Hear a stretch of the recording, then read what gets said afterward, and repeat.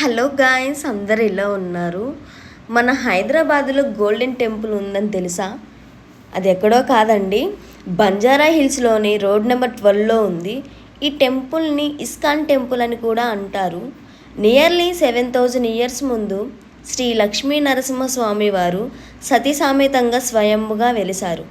ఇదే మందిరంలో శ్రీ రాధా గోవిందులు కూడా దర్శనమిస్తారు.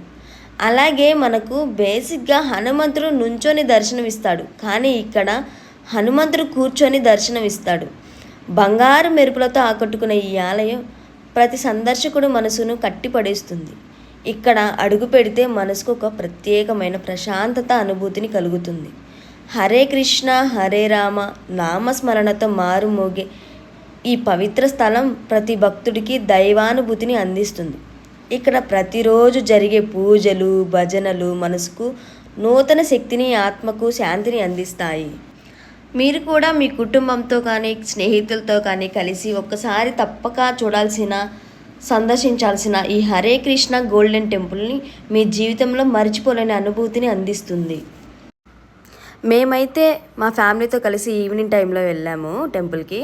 ఈ టెంపుల్ టైమింగ్స్ వచ్చేసి మార్నింగ్ 4:30 నుంచి ఆఫ్టర్నూన్ 1 వరకు, మళ్ళీ ఈవినింగ్ 4:30 నుంచి నైట్ 8:45 వరకు.